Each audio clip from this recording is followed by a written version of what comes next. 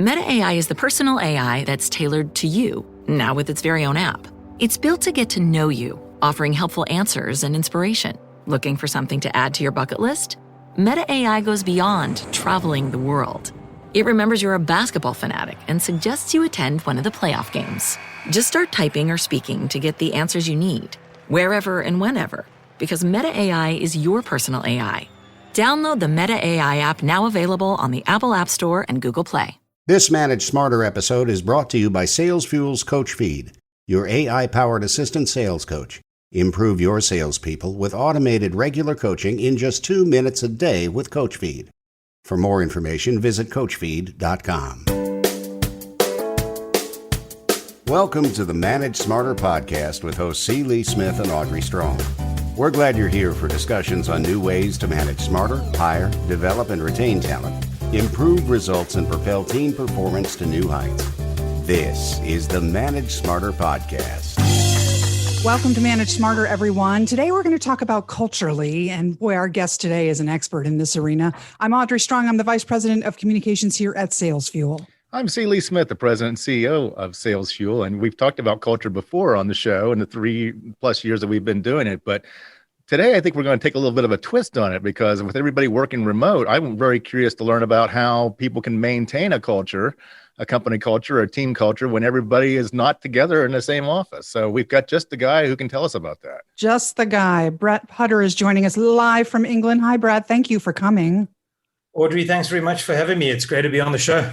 It's great to have you. And for those of you that aren't familiar with Brett, he is an expert in company culture, as we said, the development of it, and is consulted by companies and leaders worldwide to help design, develop, and build high-performing cultures. And the CEO of CultureGene, what a great company name that is, a culture leadership software and services platform. Prior to founding CultureGene, Brett spent 16 years as managing partner of a leading executive search firm based in London, working with startups and high-growth companies in the UK, Europe, and USA.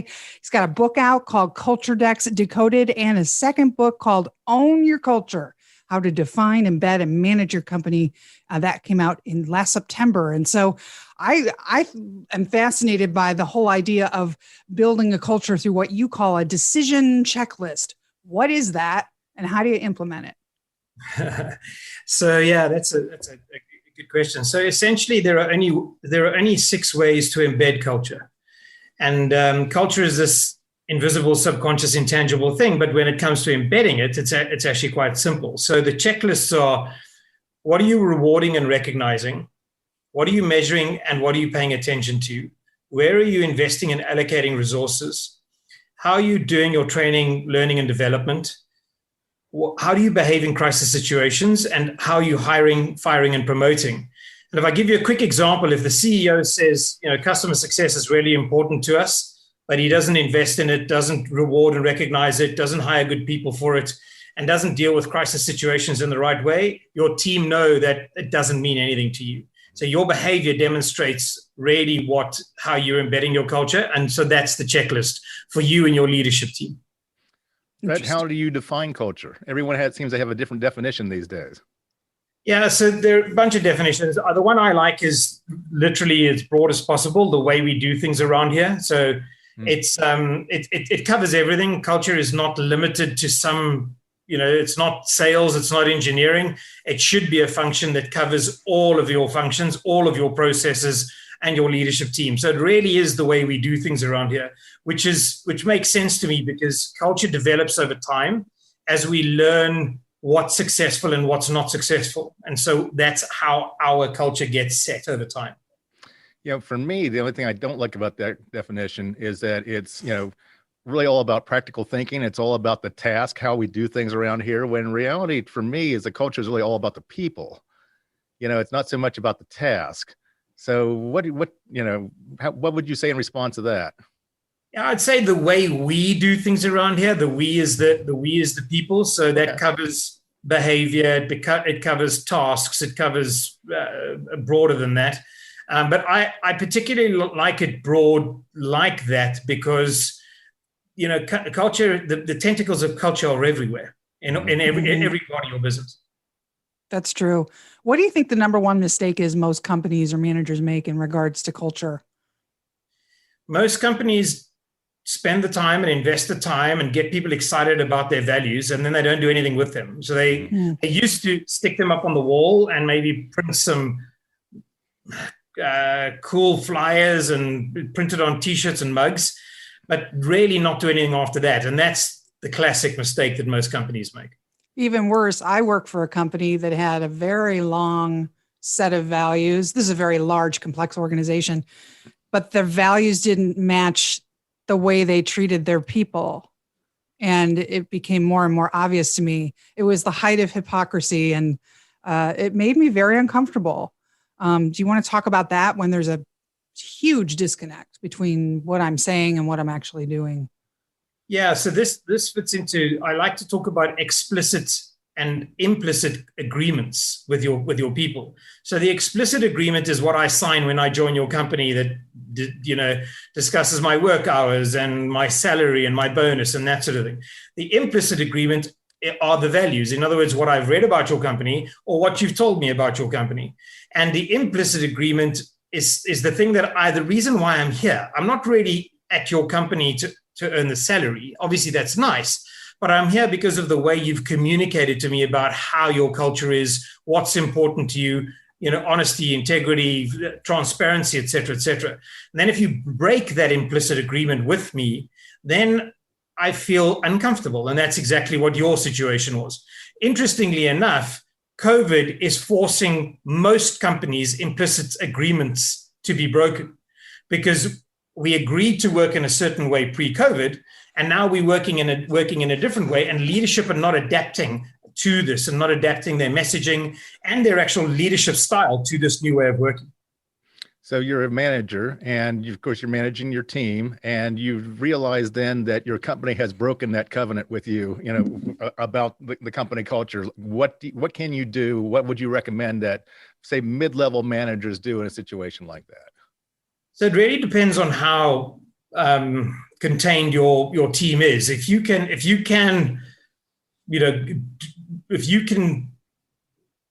define your team's culture under the umbrella of the company culture and make that team really live it, that's definitely possible. But if you really are impacted by the organization as a mid-level manager and you can't make that many changes to how you reward and recognize, what you measure and pay attention to, how you hire and fire or promote people, then ultimately there's not much you can do. And my recommendation is leave.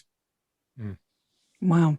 You two will probably disagree over this, but hiring for culture fit, you say you don't think it's possible to hire for culture fit, right? Do I have that right, Brett? That's correct. Okay. Why? It's impossible because very few leaders can actually tell me what their culture is. Mm-hmm. So if you could accurately describe your culture to me right now, then I could say, okay, cool. We can now evaluate people against that culture. But your culture is this moving, changing, amorphous, mostly invisible, subconscious, intangible thing. So what you're actually telling me when you say you hire for culture fit, you're actually saying, I hire on my gut instinct. And the problem with gut instinct is it's subject to the human carrying that gut instinct. So I could have a bad day and wake up on the wrong side of the bed, and my gut instinct could be all over the place. Or my team's gut instinct could be completely disconnected from my gut instinct, which it is. So really what you're telling me is it's depending on how you feel about this person, which is nonsense. You should be able to evaluate how this person fits with the values of your company. Your culture is changing all the time. Your culture is adapting, and your culture is you go from 10 people to 20 people to 50 to 100. The culture in the 10-person company is different to the 50, is different to the 100. So who are you hiring for, and what are you hiring for? Because you want ideally people to be connected with you at a values level. Then it doesn't matter what your culture is.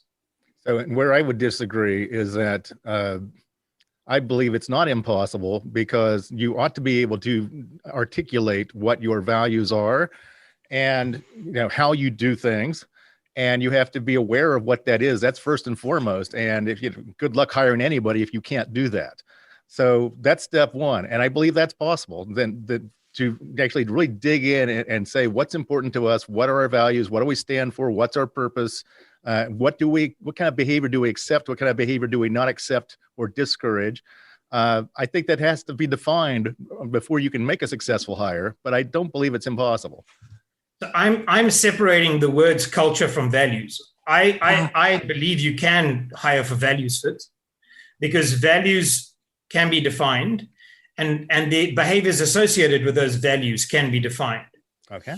But you can't hire for culture fit because your culture cannot be defined. Yes, your values are part of it, but your culture is much bigger than that. So if you say to me, yes, we hire for values fit, then I say, thumbs up, I completely agree with you, assuming your values are the actual values of your company, not the values your leadership team may wish they were for your company. So let's I can't tell you. Oh, go ahead. I'm curious. I wanted to dig down a little bit on that. So let's talk more about how the values differ from the culture. It's like, so how is this, what is so nebulous, I guess, about culture that makes it undefinable as compared to values? So culture consists of many, many, many things, and I'll rattle off a bunch here, but it's an extensive list. So behaviors, rituals, norms, habits, communication styles, principles, communication in stressful situations, communication in normal situations. Your culture adapts and molds with all of these moving pieces. So that's why when I ask most leaders to say, please define your culture, they can't. They waffle off a bunch about their values, but that's not your culture. Your values are just the core tenets of your business, one of the core tenets of your business. So that's the difference. The culture is this bigger thing, and I don't like the word culture fit because it allows leaders to not do the disciplined hard work of defining the values-based questions that they should be asking. They just revert to gut instinct, and they revert to their intuition, which in some leaders is great, but in most leaders it isn't. And that's the reason why we make so many hiring decisions that are wrong. I was going to say, when I became aware of company cultures, later in my career, early in my career, whoever would hire me, I just went there, and however it was is how it was. But I can't tell you how many job interviews I've been on where I learned to ask the question, do you have any questions for us? Yes. What's your company culture? What's the environment like here on a day-to-day basis? And you're right. Absolutely nobody, well, it's just normal here. Everybody's chill. That's the answer you get. You don't get any type of specific thing. And then if you entered the organization, the feel of it was completely different on the day-to-day. Is that why you say that culture is sort of beneath the surface? And yeah, so it's in most companies, culture is not defined. So that by definition, all companies have a culture, but if it's not defined, it means it's invisible, and it happens. But it's these invisible currents between people and inside the organization. So that's why I say it's beneath the surface. There are certain things you can definitely touch and feel and see and put your finger on. If you walk into, I remember walking into MTV in the sort of late 90s in the UK. It was a really cool, funky vibe. And then you go into Deloitte's and you feel like you've just, if you turn left, you could be in the morgue, or if you turn right, you could be, and that really tells you that you are going to be in jeans in the one place, and people are probably going to be going to parties with rock stars and taking cocaine. And then on the other side, you're going to be in suits and ties, and you won't be going to parties with rock stars, but people will probably be taking cocaine in the bathroom anyway. Do you ever walk into a building and, or to a company or something like that, and you just feel, either you feel electricity and energy, or you feel gloom and doom, or you feel stress and anxiety even before you actually talk to anybody there? Regularly. It's something that I actually, in my most recent book, I talk about how we sense culture. And we sense culture before we read it, and sometimes we can see it, but you sense it from how you deal with the people. If you have a I've had the privilege of eating in a Chick-fil-A. Chick-fil-A. Chick-fil-A, yes. Yeah, good Chick-fil-A. stuff. Not on a Sunday though, but yeah, good stuff. No, not on a Sunday. But that is such a good vibe. Those people are amazing. They really are. There's just, they're happy to be where they're on. That's obviously they built a great culture, and we know about it. I've been on Southwest, but by the same token, in Europe, I've been on a Ryanair, and I will spend 100% more money to avoid going on Ryanair. Mm-hmm. Most people would. Yeah. but Southwest is exactly the same offering, but I enjoyed the trip. Mm-hmm. Mm-hmm. So that's what you get. You get that vibe, that feeling from the people. Absolutely. What are some of the challenges that we're facing these days because of COVID and because of so many people now working remote, working from home and everything like that we're not all together in the same place, that you're seeing that your clients are having right now? Yeah, so this is unfortunately a very long list of challenges, and it's we've got time. The way I look at it is based around what we've lost, and we've lost proximity, we've lost physical interaction, which human beings thrive on. We've lost the ability to read body language. We've lost the immediate and reliable communication we used to get, and those informal moments, the water cooler moments. We've lost the information dissemination. We've lost the ability to be creative and brainstorm in the same room. I could go on and on and on. The biggest problem is the fact that leaders are not realizing that work has changed completely and utterly. And what I do with my clients is I actually take them through a process of grievance. Let's grieve for what we've lost. Except we're not going back to Earth the way it was. We're now on the moon. We may go back from time to time, and but work has changed completely. And most leaders have their heads in the sand and are hoping it's going to go back to normal, and it's not. Mm-hmm. So you had said you have 9 kind of ideas for remote work arrangements, and you've worked with companies that are basically virtual cloud companies. What are some of the things that we should be doing? Something I like this. You said developing social connections. Should we do a Zoom room every Friday with everybody having lunch together? What are some of these ideas?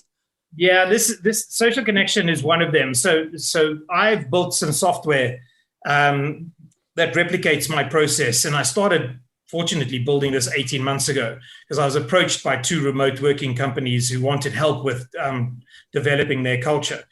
And because of that, I started studying these remote companies to understand what I was building for. And they do 9 things really fundamentally differently. They over-index on them and they focus on them. And the first one is being deliberate about their culture. Then there's focusing on communication, being really deliberate about process and definition of process, and then documentation. They customize the recruitment process. They work very much around trust and transparency. They are results and outcomes focused to a fault.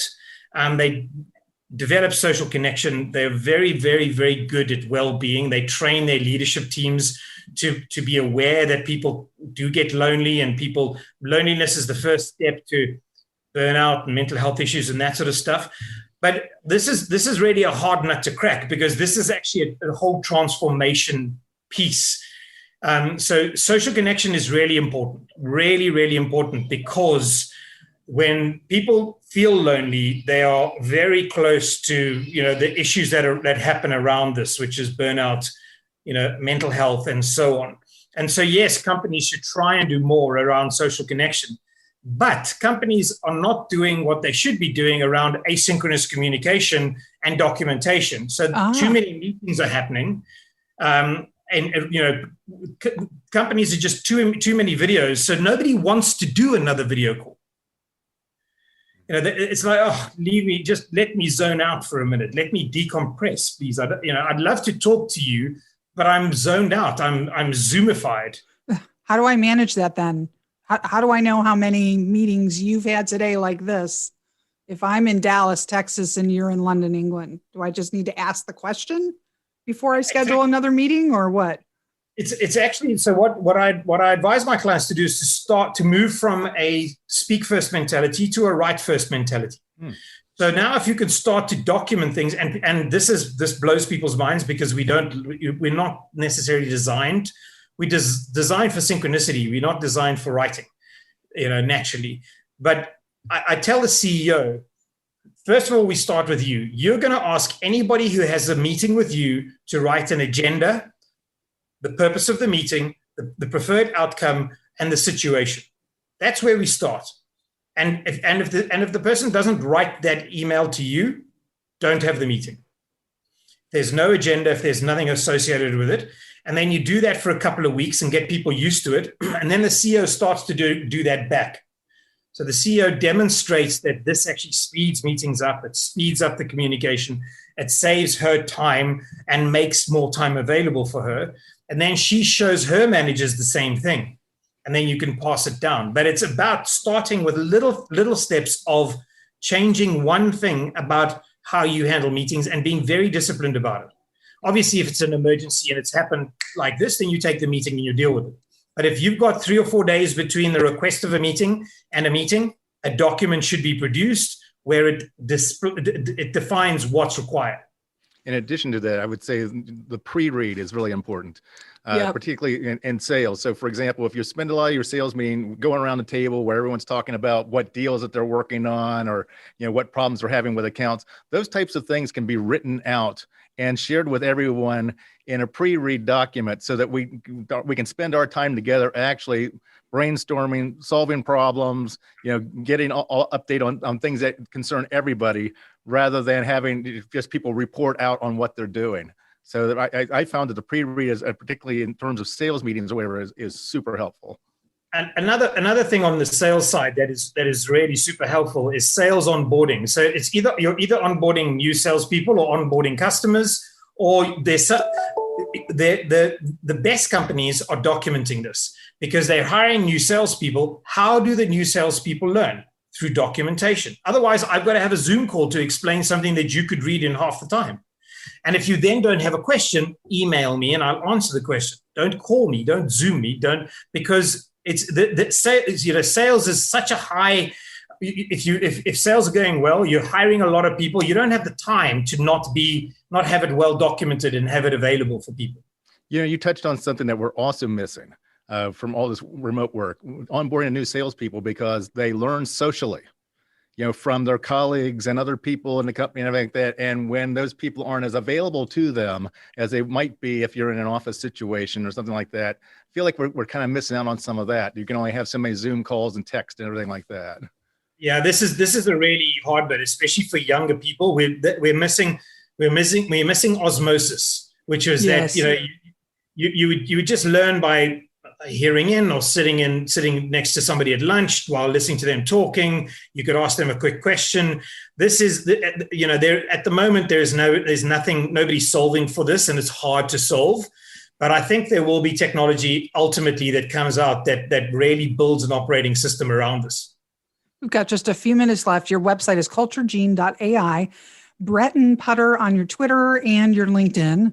And the last question I have, I thought this was interesting. You wanted us to ask you what keeps you up at night. apart from my 1-year-old and my 3-year-old. So what or your football team getting relegated, maybe? Don't go there. That's another 25 minutes. I think through those problems. That's all right. I'm a Villa fan, so it's like I'm used to it. So I know. So I in my book I talk about Warren Buffett's quote, which is you don't know who's swimming naked until the tide goes out. And the COVID has made the tide go out. But the problem is this isn't your usual tide going out. What's coming back is a tsunami, and it's a tsunami of issues associated with remote and hybrid work. Hybrid is the same thing as remote because you have to be a remote first hybrid company. And leaders think they're just going to go straight back into leading the way they were. And that is going to be a disaster. And that keeps me awake at night. So what advice would you give then to managers as we start to return to normal? But it's like we don't go all the way back because, time never goes backwards. So how do you help managers decide then what to keep, about what's worked best with the remote work and what doesn't work with that, so that as they blend their own new normal from going back to some of the ways they did things before because they can, but also taking advantage of the new things that they've learned from the COVID situation. I think the most important thing to realize from a hybrid point of view is you will always have people working remotely. And previously, this didn't matter as much because there weren't tens of thousands of new companies that were going to be competing from a hybrid culture point of view.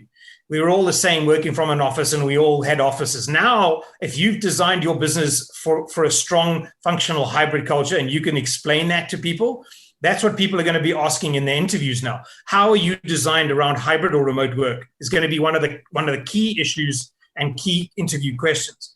And if you don't do this, if you don't design properly for the people who are working remotely, even when some people are in the office, those people working remotely are going to feel like second-class citizens. And if I feel like a second-class citizen, I will not stay with your company for very long. So think about being a remote-first hybrid environment. Well, I was going to say that's great advice because it's sort of like how people are doing websites. How they used to do websites for the browser experience like that, and mobile was a secondary thought. Now everything is mobile first. Because people are interacting most likely with your website through the smartphone or even a tablet or something like that. And you have to build for mobile first. So likewise, then on your team culture, you're suggesting then remote first, office second. Am I hearing that right? Exactly. Remote first, because those people, the people who are remote, will feel like second-class citizens and they will leave. And they feel out of the loop a lot of times too.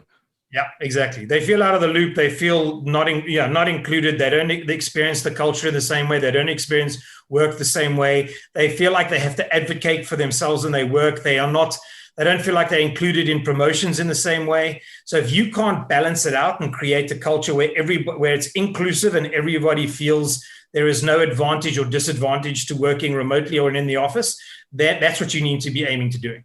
So start thinking about that now, everybody. Brett, this was great. Great tips, great ideas. And we're just so pleased we got some of your time on a Friday. Thank you, sir.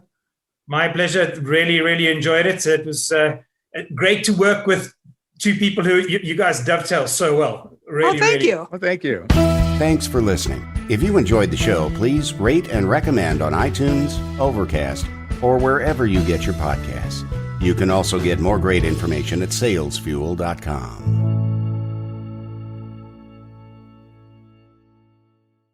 This podcast is a part of the C-Suite Radio Network. For more top business podcasts, visit c-suiteradio.com.